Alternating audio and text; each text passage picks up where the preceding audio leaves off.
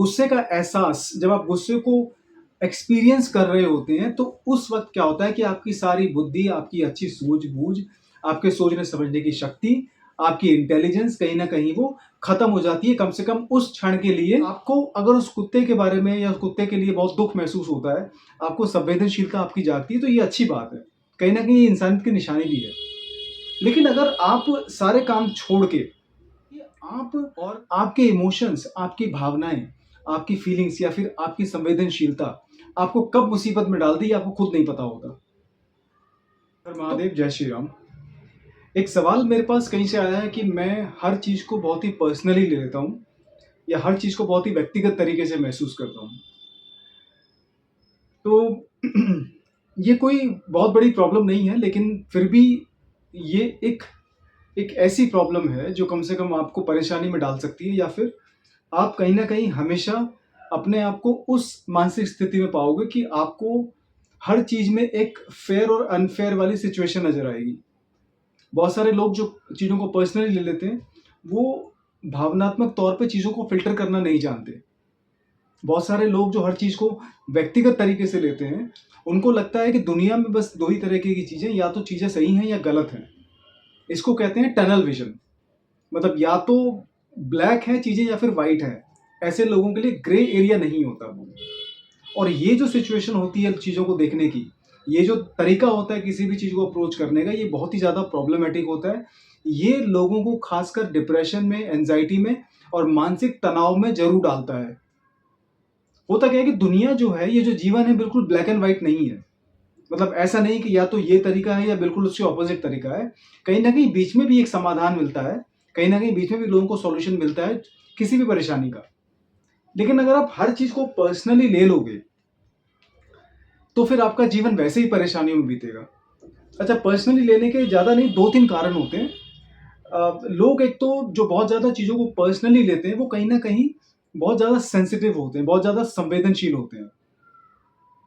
और ऐसे लोग हालाँकि दिल के अच्छे हो सकते हैं, संवेदनशील होना कोई बड़ी बात नहीं है। लेकिन आपकी संवेदनशीलता, आपकी सेंसिटिविटी कब आपको मानसिक और शारीरिक रूप से परेशानी में डाल दे, ये आपको पता होना चाहिए। उदाहरण के तौर पे आप अगर जानवरों के प्रति, मान लो किसी गली में किसी जानवर को मारा जा रहा है या कुत्ते को मारा जा रहा है, और आपको अगर उस कुत्ते के बारे में या उस कुत्ते के लिए बहुत दुःख महसूस होता है, आपको संवेदनशीलता आपकी जागती है, तो ये अच्छी बात है। कहीं न कहीं ये इंसानियत की निशानी भी है। लेकिन अगर आप सारे काम छोड़ के और मतलब उस कुत्ते की जान बचाने के चक्कर में अगर आप जाते हैं, ठीक है? और आप दूसरों से लड़ते हैं, फिर दूसरों के साथ मिसबिहेव करते हैं या किसी के साथ आप गलत व्यवहार करते हैं, तो कहीं न कहीं आपने या आपकी सेंसिटिविटी ने या फिर आपकी संवेदनशीलता ने वो जो लिमिट होती है वो क्रॉस कर दी है। तो संवेदनशील होना बहुत अच्छी बात है, सेंसिटिव होना बहुत अच्छी बात है, लेकिन आपको सेंसिटिविटी की, संवेदनशीलता की सीमा का एहसास होना बहुत ज़रूरी है। और दूसरा जो पॉइंट होता है वो होता है कि ऐसे लोग भावुक बड़े होते हैं, ऐसे लोग इमोशनल बहुत होते हैं। कहीं न कहीं ऐसे लोगों के जो इमोशंस होते हैं, वो बहुत ज़्यादा फ्लक्चुएट करते हैं, बहुत ज़्यादा अप एंड डाउन्स होते हैं।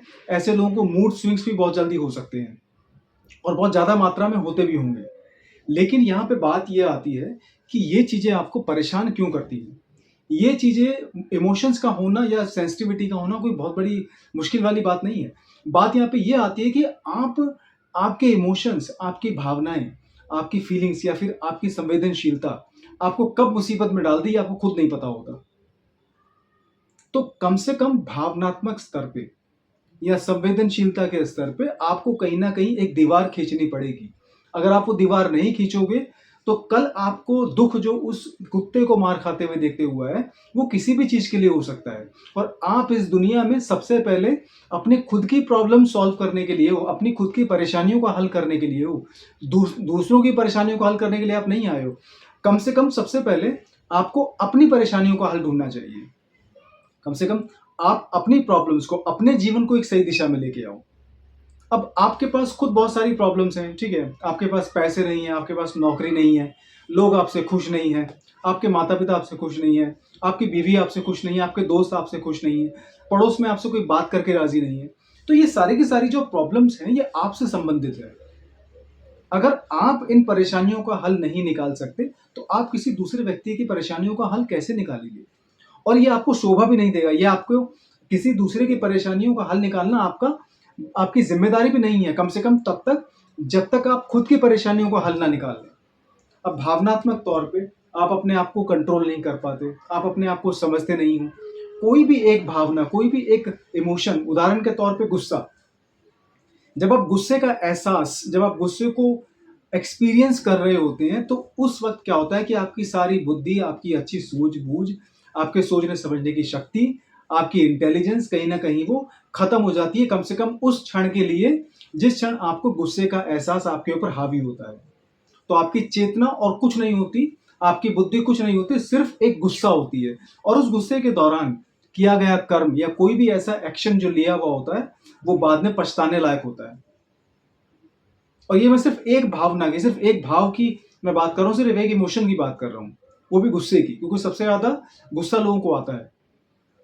तो अगर सिर्फ़ इमोशंस की बात की जाए, तो कहीं न कहीं आपकी सेंसिटिविटी भी आपके इमोशन से कनेक्टेड है। आपके इमोशंस, आपकी संवेदनशीलता से कहीं न कहीं उनका जुड़ाव है। तो उदाहरण के तौर पे आप दूसरों की परेशानियों का हल तभी निकाल पाओगे, जब आप अपनी खुद की परेशानियों को सुलझा पाओगे।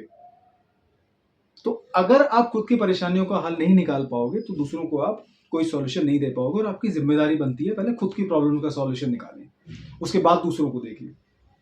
हर हर महादेव, जय श्री